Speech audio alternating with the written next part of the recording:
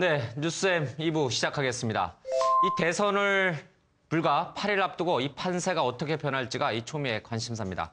정치평론가들과 얘기를 나눠보겠습니다. 안녕하십니까? 네, 안녕하세요. 네.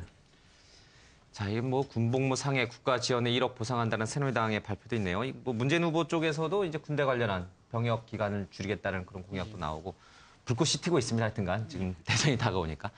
그 얘기를 좀 해보겠습니다. 8일밖에 남지 않은 판세 분석과 함께 역전 가능한 건지 그 흐름을 좀 주도면밀하게 한번 좀 짚어보겠습니다. 박상문 박사님부터 좀 보시죠. 우리가 이제 전문가들이 흔히 얘기할 때 우리 한국 정치의 변동 가능성만큼 다 인정을 하고 있거든요. 예. 지금 이제 오늘로서 딱 며칠 남았습니까? 한 8일 남았죠? 8일도 뭐 짧으면 짧습니다만은 또 얼마든지 다른 변화가 생길 수 있는 여지가 있다고 하는 사실을 존중을 한다고 하면은 막판에 대반전의 기회가 없다고 보기도 어렵죠.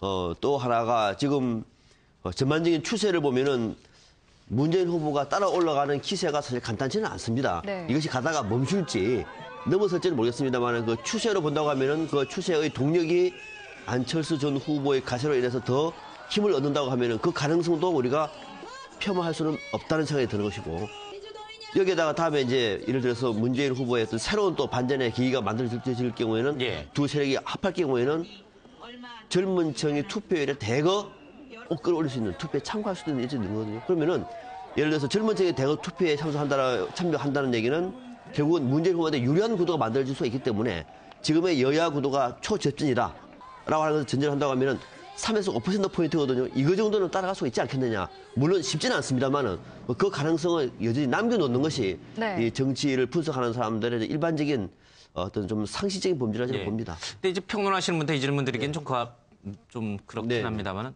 지금 그런 동력이 붙었다고 보십니까? 아니면 동력이 아직도 부족하다고 보십니까? 아직은 부족하다고 봅니다. 부족하고 이 부족한 거의 절반 이상은 문재인 후보가 채워야 됩니다. 절반 이상은. 뭐를 채울 것인가는 다른 주제인데 문재인 후보가 채워야 되고, 지금 오늘도 이 군복무 상해 국가 지원 1억, 새누리당의 이런 정책, 민주당은 이보다 훨씬 더 손에 잡히는 정책을 만들어내야 돼요. 그만큼 유권자들은 예민한 겁니다. 이것이 뭐 포퓰리즘 이런 원정이 아니라 정말로 야권의 정권 교체에 복무할 수 있는 중도 지지층을 끌어안기 위해서 어떤 성수를 던질 것인가는 문재인 후보 고민을 해야 될 것이죠. 안철수부터 기대면 안 됩니다. 안철수 후보는 나름대로 최선을 다하고 있다고 하면은 나머지는 문재인 후보의 몫인데 한 일주일 정도 또는 뭐 며칠 정도는 저는 나름대로 한번 기대해 볼 만한 여지는 남아 있다. 가능성은 열려 있지만 아직은 그렇습니다. 추동력이 조금 약하다. 그렇습니다. 조금 말씀 보태면 지금 오늘도 이제 정운찬 전 총리나 고건 또 이수성 전 총리가 지지선을 하지 않았습니까? 이제 양 세력 간에 고건 전 총리는 아니라고 그러던데 또. 언론 보도에는 이제 고건 전 총리까지 있어요. 어쨌든 전직 총리가 이제 문재인 후보를 지지했는데 양 진영 간에 이제 어떻게 하면 세력을 불릴 것이냐. 그러면 지금 현재 상태가 대선 기간까지 격차를 좁혀서 역전을 할 것이냐, 아니면 박근혜 후보가 굳히기를 할 거냐, 이제 이런 중요한 시점에 과연 양 진영 간의 세력을 더욱 키우는 방식이 옳을 것이냐, 아니면 자기 기득권을 좀 내려놓는 방식으로, 예를 들어서 정권 불참을 선언한다든지, 그럼 친노 세력 또는 친박 세력들이 뭔가 좀 기득권을 내려놓는 방식으로 국민들한테 던진다면 오히려 중도층이든 또 지금 현재 투표에 참여하고 있지 않겠다는 사람들한테 소구력이 있다. 그러면 막바지 저는 큰 변수가 양 진영 간에 스스로 가진 것을 얼마나 내려놓느냐. 여기에 대한 국민들 판단이 마지막 판세 결정을 할 수 있는 중요한 포인트라고 저는 생각합니다. 동의합니다. 야권이 승리하기 위해서는 기본적으로 바람이 일어나야 됩니다. 가장 뭐 원론적인 얘기고 이제는 뭐 이제 구체적인 얘기를 할 수밖에 없죠. 이제 그 정치 공학적인 얘기를 할 수밖에 없는 상황인데. 근데 현재 2002년도 선거에 비해서 진보 진영의 추동력은 대단히 약해 보입니다. 2002년도와 대비를 좀 해보면 2002년도 초에 그 장갑차 사건이 있었어요. 그 반미 감정이 상당히 노골화됐던 그것과 6월 달에 월드컵으로 대표됐던 그것은 스포츠고 문화에 관련된 문제였습니다만 그 분출될 데 없는 젊은이들의 그 열기가 발산됐던 것이거든요. 그것이 연초에 반미 감정과 같이 아우러지면서 그것이 또 연말에 노무현이라는 인물의 독특한 캐릭터와 같이 연결되면서 저는 승리가 견인됐다고 봅니다. 근데 지금 그것과 비교해 볼 때 문재인 후보가 노무현 후보에 비해서는 그런 그 특징이랄지 캐릭터를 특별히 상징하는 게 좀 약해 보이고, 물론 안철수 전 후보가 적절지지 선언했습니다만 아직도 안철수 전 의원의 그 효과라는 것이 조금 미미하다는 것이 일반적인 평가예요. 아직도 뭐 8일 남았으니까 여러 가지 변수는 있을 수가 있습니다. 1987년도 13대 대선 때 김현희가 비행기 틀에서 내려왔던 것이 노태우 후보의 승리에 상당히 영향을 줬다는 것이 정설이고 1999년도 14대 대선 때는 초원 복구 구치 사건이 있었어요. 그러니까 아직 8일 동안에 여러 가지 돌발 변수는 얼마나 나올 수가 있어요. 그리고 네. 양 진영이 모두 어떤 결정적인 말 실수 같은 거. 지난번에 김성주 위원장이 6억 그 전두환 사령관한테 받은 돈을 가지고 소녀 가장인데 뭐 어떠냐 이런 식은 말 실수거든요. 이런 것도 조심하는 거. 이런 것 때문에 변수가 될 수 있는데 기본적으로 또 하나 좀 야권할 때 썩 반갑지 않은 소식이 20대의 인구 구성비가 2002년도에 비해서 조금 줄어들었고 5% 네. 줄어들었고요. 5, 60대가 조금 늘어났어요. 예. 그래서 투표율이 그 2002년도에 70.8%였는데 이번에 어떤 인구 구성비를 감안해서 볼 때 70.8%가 좀 넘어야 될 건 투표율만 볼 때 말이에요. 그런 것들이 좀 야권 선수한테 힘겨운 부분입니다. 예. 그래서 어쨌든 네. 지금 뭐 아까 지금 말씀하신 이제 고건총, 전 총리, 이수영 총리급들이 전부 이렇게 합수를 했으니까 좀 근데 그런 것들은 현재 있는 그 지지자들을 결집시키는 효과는 있어도 그것이 뭐 새로운 표심의 이동으로 저는 연결되리라고 보진 않아요. 네. 그래서 그런 것들은 결정적 변수가 되지가 않을 것 같고 결국은 야권 입장에서 얘기를 한다면 이제 야권이 추격하는 입장이니까 진보의 추동력을 어떻게 견인해내냐는 문제인데 아까 말씀하신 바와 같이 지금 문재인 후보가 처한 가장 중요한 약점 중에 하나는요. 기득권을 내놓지 않는다는 거예요. 기득권 내놓는다는 얘기는 그렇게 많이 함에도 불구하고 국민들이나 유권자들이 볼 때 과연 무엇이 당신이 기득권 내려놓는 거란 말에 다 화답하기 어렵다는 겁니다. 그래서 이 기득권을 내려놓는 확실한 임팩트를 줄 필요가 있고 또 하나 정책적으로도 굉장히 중요하죠. 지금 군 관련도 여러 가지 서로 이제 오늘 다 발표를 했습니다만 그래서 그것과 진보의 추동력을 어떻게 견인해내느냐. 예. 그것이 안철수 전 후보가 다니면서 투표를 지금 제고하자 이런 얘기 많이 하고 있는데 투표에 참여하자 이런 얘기를 그것과 결부되면 야권은 승리할 가능성이 있는데 이러한 것들이 잘 아우러지지 않을 때 대단히 어려운 선거가 될 수 있다고 생각을 해요. 네. 가능성은 있지만 여전히 추동력이 약하다는 약해 보인다는, 의견이 그렇죠. 똑같으시네요. 그러니까 안철수 제가 보기에는 안철수 전 후보가 얼마만큼 뛰느냐 이게 관건인 것 같아요. 그러니까 지금 이제 결국은 안철수, 문재인 두 세력이 결합해야만 정권 교체가 가능한 이 상황인데 문재인 쪽 지지자들 같은 경우는 지금 굉장히 강력한 추동력을 가지고 열심히 뛰어왔는데 안철수 전 후보 측 지지자들 같은 경우에는 후보 사퇴 이후에 사실은 식어버렸어요. 그래서 그냥 굳은 용암처럼 다시 돌로 딱딱해지려고 하는 이 직전의 상태에서 안철수 후보가 뒤늦게 시동을 걸어가지고 이게 다시 이제 풀리고 있는 상황이거든요. 예. 그러면 안철수 후보가 속도 탄성으로 치면 한 100한 20, 30km 속도를 내야만 결국은 최종적으로 문재인 후보가 어떤 정권 교체에 필요한 득표를 할 수가 있는데 지금 현재 엑셀을 아무리 밟아서 한 4일, 5일째 오고 있어도 시속 한 60이나 70km밖에 안 나는 이런 정도 상황이고 그래서 어떻게 최대한 노력을 해서 안철수 본인을 지지했던 안철수 매니아들이 정권 교체의 필요성에 대해서 마음속에서 어떤 불같은 불꽃이 예. 일어서 주변 사람들에게 투표합시다. 선거하러 가야 됩니다. 정권 교체의 필요성이 있습니다라고 적극적으로 역설하고 다니는 이 붐이 일어나고 이게 결합해야만 예. 비로소 정권 교체가 가능해지는데 문제는 타이밍입니다. 지금 9일 남았는가요? 8일 남았는가요? 예, 8일 남았습니다. 이 8일이 과연 그 시간으로서 시속 120km 갈 수 있는 시간이 될 수 있을 예. 것인지 네. 물론 뭐 TV 광고도 등장하고 뭐 여러 매체를 효율적으로 활용한다고 하는데 그 시간을 채울 수 있고 안철수 후보가 정말 마음을 비우고 미친 듯이 한다면 가능성이 있고 그 부분이 조금 부족하다면 결국은 네. 그냥 턱 밑에서 그냥 예. 꺾이는 그런 상황이 되지 않을까? 그럼 김 변호사님 좀 여쭤보고 싶은데 안철수 전 후보가 일부러 악셀레이터를 세게 안 밟아서 60, 70km에 지금 머물고 있다고 보십니까? 아니면 세게 밟았는데도 차가 날거나 아니면 뭔가 근데 외부 요건으로 해서 그거밖에 속도가 안 난다고. 저분 엑셀레이터가 굉장히 특이한 엑셀레이터예요. 근데 김 변호사님 예. 이렇게 설명합시다. 예. 취지는 알겠습니다. 네. 안철수 전 후보가 띄워줘야 돼 당연한 거죠. 네. 띄워줘야 되는데 이렇게 한번 보시죠. 예를 들어서 안철수 전 후보가 120 엑셀레이터를 150으로 받아칩시다. 네. 이거는 선거가 안철수 선거가 되어버려요. 안철수 선거가 됩니다. 네. 문제는 좀 바보가 돼버립니다. 정말로. 이제는 문재인 후보가 엑셀레이터를 150으로 밟아야 돼요. 안철수가 빠지고. 그러니까 두 분이 다 같이 밟으셔야죠. 그리고 또 하나가 네. 그래서 핵심은 안철수가 아니라 이제 문재인이다라는 포인트 하나 하고 또 하나가 문재인 후보보다도 안철수 후보의 정치적인 가치가 좀 더 높은 데 있지 않습니까? 새로운 정치라고 하는 거는. 이 사람들은 안철수 전 후보가 문재인 후보에 적극적으로 전국교체 봉반하는 순간에 이 사람들은 떠나버려요. 이 사람들은. 그러니까 어느 정도의 간격을 유지하면서 띄워주는 것이 그나마 양쪽을 위해서 더 좋아요.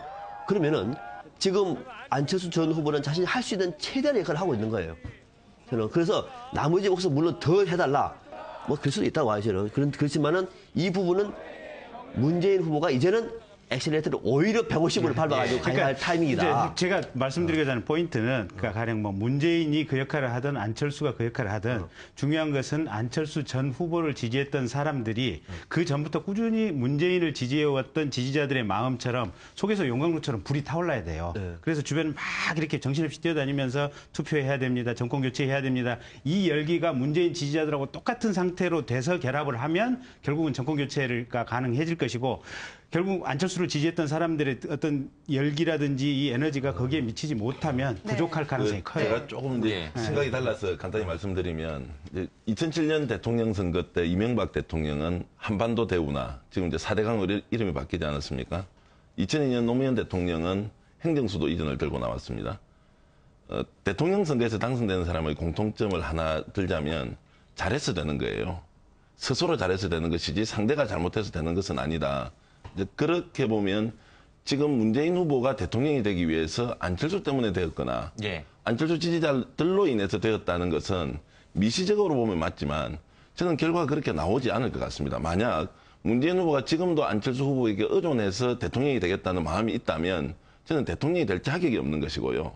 오히려 문재인 후보는 안철수를 뛰어넘는 새로운 정치, 기득권 포기, 정치 혁신 이런 과제를 잘 수행하는 것들로 이미지화되어서 국민들한테 좀 신뢰를 주는 것이 더 중요하다. 그래서 안철수에 의존하는 민주당의 선거 전략은 저는 실패작으로 끝날 것이다. 이렇게 보고 있습니다. 당연히 그렇게 해야 될 거예요. 그러니까 문재인 대통령이 당연히 안철수를 띄워놓고 안철수를 조그맣게 이렇게 가둘 수 있는 정도의 역량을 보여주어야 되고 그런 본인의 어떤 비전을 충분히 과시를 해야 되는데 중요한 것은 결국은 사람들은 이 지지자 숫자를 얼마만큼 끌어들이냐에 의해서 결국은 이 투표가 결정이 되는 거 아닙니까? 근데 안철수를 지지했던 사람들이 문재인 지지로 결합을 해서 적극적으로 뛰는 이 역동력을 문재인이 얼마만큼 만들어줘야 되느냐 이 부분인데 문재인만 가지고는 아직은 부족하다. 그러면 안철수가 얼마만큼 띄워주느냐 이 옆에서 결국은 그 연탄불을 피려면 스스로 일단 좀 불을 좀 태워서 이렇게 확 올려야 되는 거 아니겠습니까? 그러면 그 정도 역할을 안철수가 얼마나 잘해주냐 제가 볼 때는 며칠간 그게 관건이라고 봅니다. 그러면 안 전 후보가 지금 적당히 띄워주는 게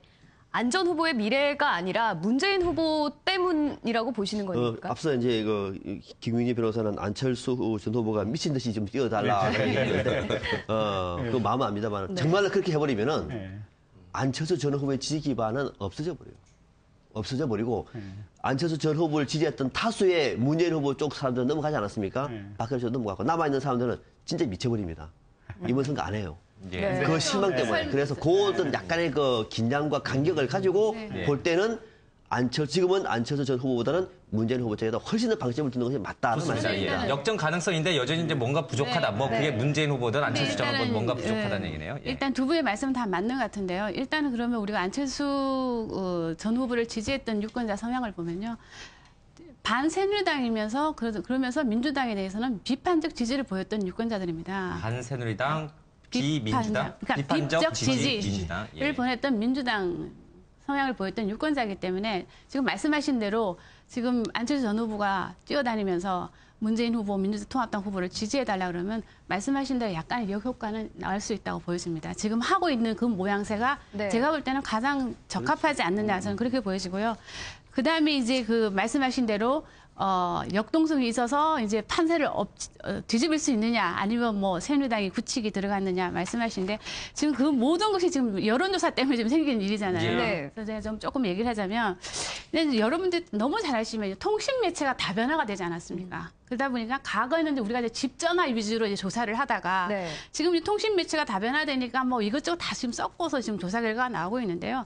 지금 뭐 그 크게 지금 조사 방식법에는 알다시피 직접 전화를 해서 응답을 받는 경우가 있고요. 아니면 이제 기계로 돌려서 자동 응답을 하게 되면 이제 받는 분이 이제 눌러서 자기의 의사를 표명하지 않습니까?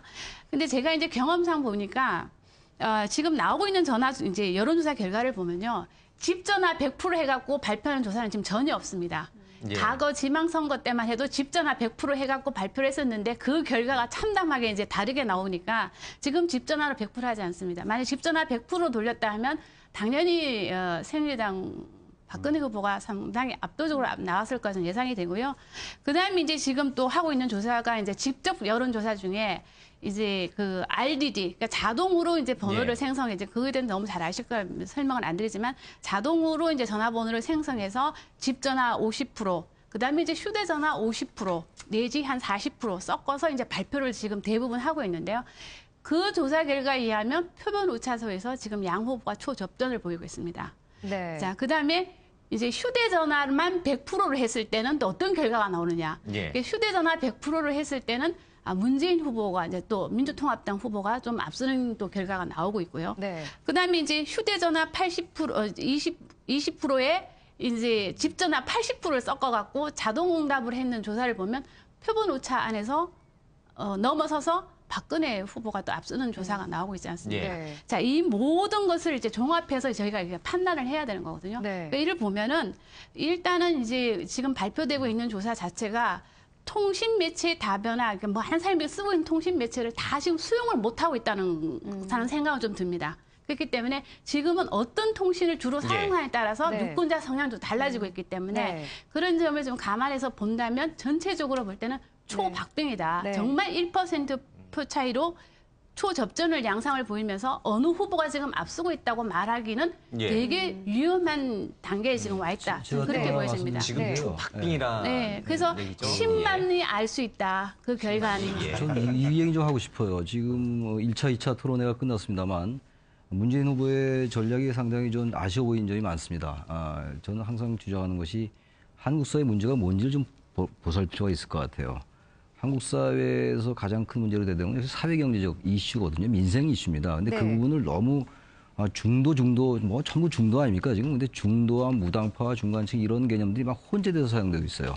그래서 지금 어차피 시간이 8일밖에 안 남았고 보수 모수대로 유례없는 대결집을 하고 있는 양상이고 진보도 상당히 결집을 했어요. 그래서 상당히 표가 많이 이제 결집이 돼 있습니다. 양쪽으로. 결국 지금 말씀하신 것처럼 뭐 만약에 초박빙으로 간다면은 1, 2%가 아니겠어요? 그럼 그 부동층이라고 우리가 흔히 얘기하는 그 사람들은 보수 쪽보다는 이 정책에 따라 가지고 스스로가 중산층일 수도 있고 중산층 이하일 수도 있는데 노후에 그리고 50대 중반이면 우리나라 뭐 은퇴를 준비하고 뭐 이런 상황이잖아요. 네. 이 사람들이 지금 당장은 생활이 괜찮고 중산층이라 하더라도 자신이 중산층 이하로 전락할 수 있다는 위기의식을 굉장히 많이 느끼고 있어요. 이 부분을 효율적으로 공략을 못했다고 저는 항상 생각을 해요. 지난 예. 총선 과정부터. 그래서 민주통합당이 선거에서 이길 수 있는 대단히 유리한 그 사회경제적 환경이 조성되어 있음에도 불구하고 계속 정치공학적 프레임에 같이 말려 들어가다 보니까 계속 여권에 끌려다니는 이런 그 양태가 보이는 거거든요. 그래서 지금 현재 부동층이 뭐 10%라는 설도 있고 여러 가지 얘기들이 있어요. 예. 그래서 그 사람들을 끌어들이려면 좀 더 과감한 그래서 이런 용어가 어떨지 모르겠습니다. 조금 더 좌클릭한 정치 좀 필요하다고 봐요. 자꾸만 중도 프레임에 갇힌다면요. 추격한 입장에서는 나중에 이 차이가 결코 이기기 어려운 프레임으로 가지 않겠느냐. 그래서 예. 그 좌라는 것이 무슨 뭐 선거 전략을 위해서 좌라는 것이 아니라 있는 그대로의 모습을 보여주고 한국 국민들, 한국 유권자들이 느끼는 불안감 같은 거 거기에 호소하는 겁니다. 안철수 후보가 왜 그렇게 안철수 전 후보가 왜 이렇게 오랫동안 지지를 유지했습니까? 네. 그 그 젊은이들의 사회 경제적 실존의 고민을 들어줬던 거거든요. 예. 거기에 귀를 기울였던 거예요. 바로 거기에 좀 천철했으면 좋겠다는 알겠습니다. 생각을 해요. 네. 이광재 그 한국 매니페스토 실천본부 사무총장께서도 예. 처음 나오셨는데 어떻습니까? 지금 판세 분석은 어떻게 하시고 그게 역전 가능한지 아니면 굳히기로 가는 것인지. 아마 그 후보자 중심으로 보지 않고 유권자 중심으로 좀 보는 게 좋겠다 이런 생각을 예. 합니다. 미국의 그 유권자들도 후보에 끌려간다기보다도 자기가 후보를 컨트롤할 수 있다 이런 응답이 굉장히 좀 많습니다. 여론조사에 보면 부동층이다 이렇게 얘기를 하는데요. 저는 부동층에 관심 있는 것보다는 무응답층에 관심이 있습니다. 사실은 누가 더 잘하는지 보고 판단하겠다 이런 유권자들이 좀 더 많다라고 보는 예. 거고요. 네. 그런 측면에서 볼 때 지금 누가 이기고 누가 진다라고 판단 내리는 건 좀 성급하다. 특히 지금 정책들이 좀 많이 나오고 있는데요. 네. 이번 선거에서는 정책을 보고 투표하실 분들이 최소한 승부를 가를 수 있을 정도의 유권자는 된다. 아까 말씀하신 50만 표에서 100만 표 이상은 된다. 예. 어차피 지금의 유권자 성향을 보면 지지 성향을 바꾸는 것보다는 관망하고 있는 층이 어디로 가느냐가 중요하기 때문에 그래서 이번에는 정책을 보고 투표하시는 분들을 이끌어내지 못하면 그 후보는 승리하기 좀 어렵다 이렇게 좀 보고 있습니다. 네. 이 부분은 어떻습니까? 원래 투표 2주 전에 판세가 거의 뒤집힌 적이 없기 때문에 사실 이제 13일 이후면은 여론조사 공표가 금지되는데 그 전에 나오는 여론조사 결과 뒤집힐 가능성 이번에는 그 공식이 성립되지 않는다고 보시는 그건 겁니까? 지금 아무도 알 수가 없는 거죠. 예. 아무도 알 수 없지만 지금 그 대선 같은 경우는 지금 2002년의 경우와 2007년의 경우를 지금 들어서 지금 말씀을 하시는데 네. 지금 하루하루가 다르게 유권자 성향이 변하고 국민 의식이 지금 변화되고 있기 때문에 2002년, 2007년이 그렇다고 해서 이번에도 꼭 그러라는 그 룰은 없는 것 같고요. 예. 워낙에 바뀐 구도로 가고 있다. 그러나 네. 지금 말씀하신 대로 저는 전적으로 동의를 합니다. 일단은 50만 표, 100만 표 사이에서 결정이 된다면 그거를 결정하는 사람들은 역시 정책을 보고 결정을 할 것인데 그는 그 사람들이 역시 수도권에 거주하는 40대일 거라는 거죠. 그래서 제가 어제 방송도 말씀드렸지만 40대가 지난번 총선에서 평균보다 낮게 투표를 했습니다. 한 마이너스 한 1.2% 가까이 낮게 투표했기 때문에 이번에는 이분들의 투표율이 평균 투표율보다 한 5%포인트가 높아질 거라 보여진다면 이들이 대대적으로 지금 투표장에 갈 확률이 매우 높아졌습니다. 예. 그런 관점에서 본다면 이 40대를 잡는 사람, 그 사람이 이길 수 있다. 이렇게 보여지는 네. 거죠. 역시 이제 매니페스토 시장본부에서 나오신 분답게 이제 네. 정책을 보고 뽑아야 된다는데 어제 TV 토론회 다 보셨죠? 예, 잠깐 TV 토론회 하이라이트 잠깐 보시고요. 이 얘기 계속 나누겠습니다.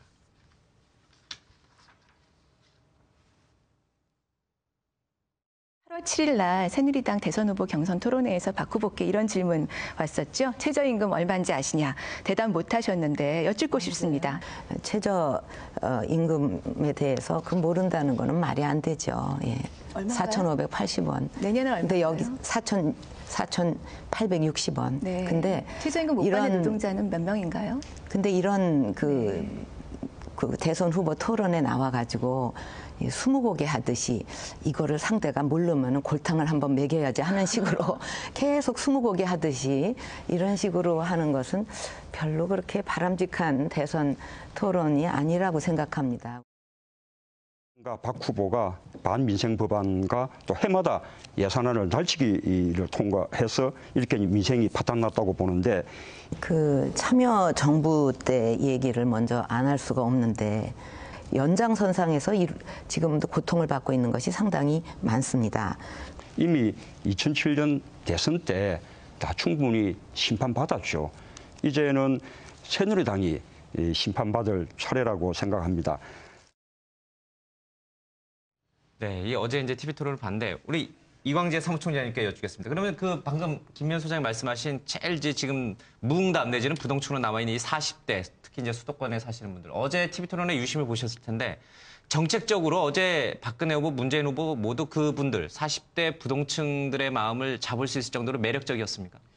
정책 토론, 특히 예. TV 토론을 저희가 중요시하게 보는 건 후보들의 민낯을 봤다 이렇게 보는 겁니다.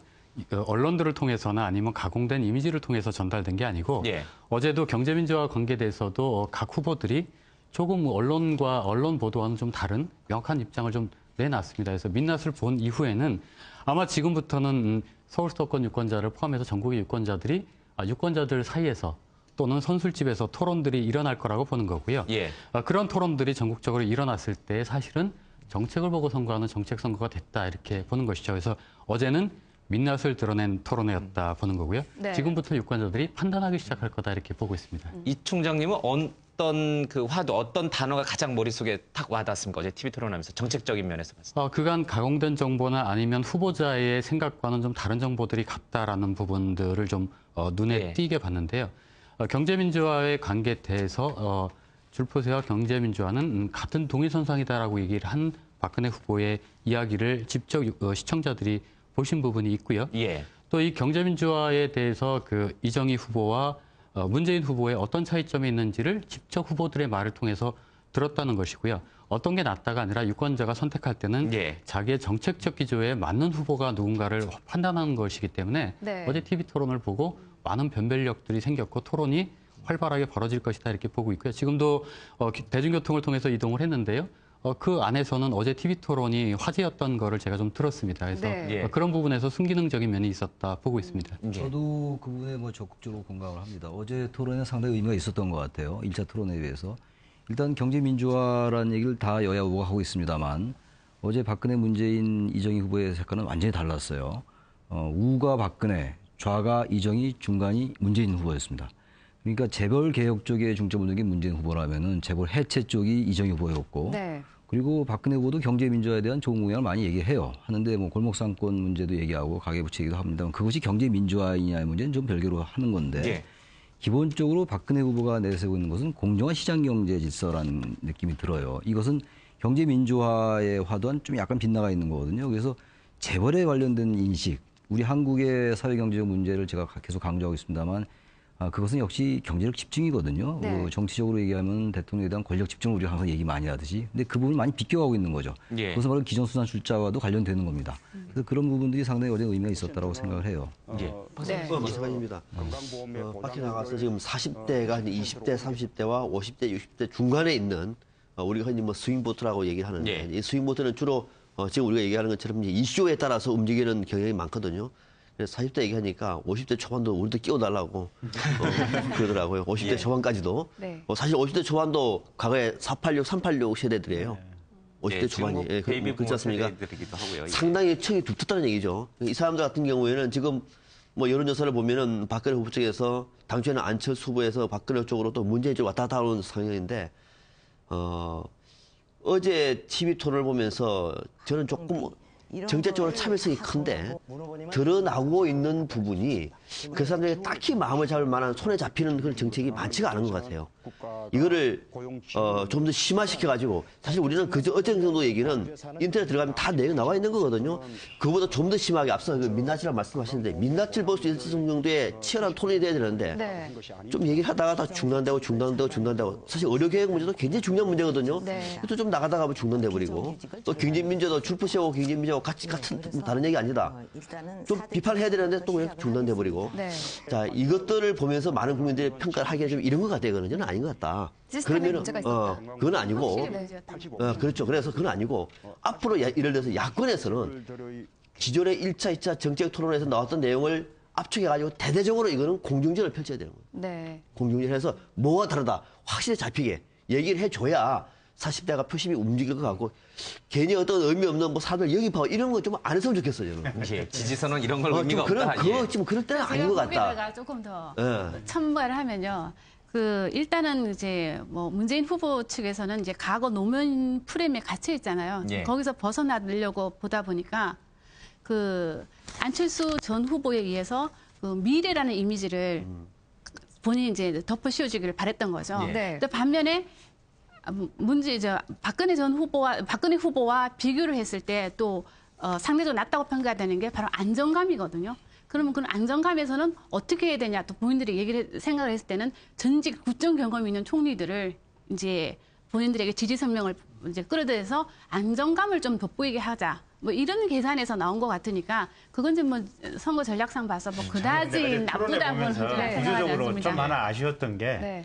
그게 이정희 후보가 그 얘기 하더라고요. 증세 없이 복지를 논하는 것은 다 거짓말이다. 근데 그 말 자체는 정말 진리인 것 같거든요. 근데 문제는 사실 그렇지 않습니까? 어차피 한정된 예산 범위 내에서 뭐 국방도 필요하고 건설도 필요하고 보건도 필요하고 뭐 두루두루 이렇게 예. 나눠 가질 수밖에 없는데 실제로 아무리 좋은 계획을 짜고 아무리 좋은 정책을 짠다고 하더라도 여기에 할당할 만한 돈이 없으면 그건 다 그냥 그저 페이퍼에 불과할 뿐이거든요. 예. 그래서 사실은 어떻게 보면 다음부터는 대통령 후보 토론을 하면서 정말로 국가 예산을 어떤 영역에 몇 퍼센트를 어떻게 분배할 것인지 이 최소한 그러니까 당신이 대통령으로서 어느 방향에 어느 정도의 이 에너지를 이렇게 쏟을 것인지 이 점에 대한 어떤 예. 토론회가 좀 됐으면 그런 예. 생각을 좀 어제 했습니다. 잠깐 시간이 많지 않은데요. 이거 한 가지만 딱 마지막으로 더 짚겠습니다. 지금 선관위에서 유권자 의식 조사를 좀 해봤습니다. 이번 선거에서 반드시 투표하겠다는 응답이 79.9%로 나왔습니다. 지난 2007년 때보다 무려 12.9%포인트가 높아졌습니다. 반드시 투표하겠다는 분이 10분 가운데 8분이 된 거는 어느 쪽에 좀 유리하고 불리하고 유불리를 따질 수 있을까요? 한번 볼까요? 야권에 예. 유리하겠죠. 유리하고 좀 전에 이제 우리 그 40대 중도층 예. 표심을 잡아야 한다는 이 부분에 좀 제 의견을 좀 말씀드리면 물론 정책선거 교과서적으로 굉장히 좋죠. 그러면 홈페이지 들어가면 있고 집에 지금 다 배달됐지 않습니까? 홍보물 보면 다 차이가 나는 것이고 저는 오히려 이제 그 대선이라는 이 큰 정치 게임에서 그 양측을 지지하는 적 빼고 40대 중에서 아직도 중간에 머물고 있는 사람들이 예. 무엇을 보고 투표할 것이냐. 정책의 차별성 좀 아닐 것 같아요. 저는 오히려 새로운 정치, 누가 우리 사회를 더욱더 혁신적으로 바꿔내어서 국가 발전을 시킬 것이냐.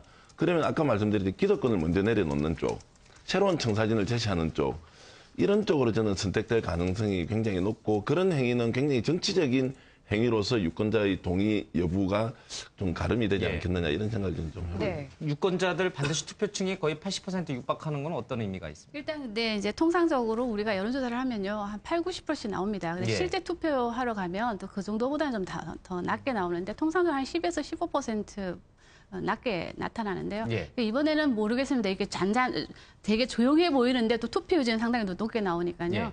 그보다는 조금 낮지 않을까 이렇게 판단을 하고요. 일단 중요한 건 세대별 투표율입니다. 이제는 지역 변수라는 것이 사라지고 없는 상태이기 때문에 지역별 특히 그 세대별로 어느 쪽이 더 많이 가서 투표하느냐, 어느 쪽이 더 지지자를 더 많이 응집시키느냐에 따라서 이제 결정이 될 것이라고 지역 보입니다. 변수가 없어진 건 아니고. 아니, 지역별 변수가 없었다는 건 아니고요. 지역별 변수 매우 살아있죠. 중요하지만 살아있는데 옛날 같지 않다. 그 문재인 후보 오늘 이 방송 들으면 좀 도움이 될 것 같아요. 딱 답이 나온 것 같아요. 보니까 제가 정리를 해봤습니다. 버려야 할 거가 얻어야 할 거 딱 답이 나왔습니다. 뭐를 버려야 되는지 앞서 말씀하셨습니다. 버려야 될 것. 재방송 안 하겠습니다. 얻어야 할 것. 여기서 얘기를 했습니다. 얻어야 할 것. 이 두 가지가 잘만 조화를 맞추면은 막판 추격에 에너지가 될 것 같아요. 그 지점으로 얘기하지 않겠습니다. 반대로 새누리당 그러니까, 박근혜 후보는 그거를 못하게끔 어떻게 해야 됩니까? 아니면 박근혜 후보 또 뭘 또 해야 됩니까? 굳히게 하려면. 박근혜 박 후보도 후보에게도 같은 팁을- 패턴으로 하시면 되겠죠. 박근혜 후보 쪽은 잘하는 게 여기서 할 것 같으면 먼저 하는 거예요.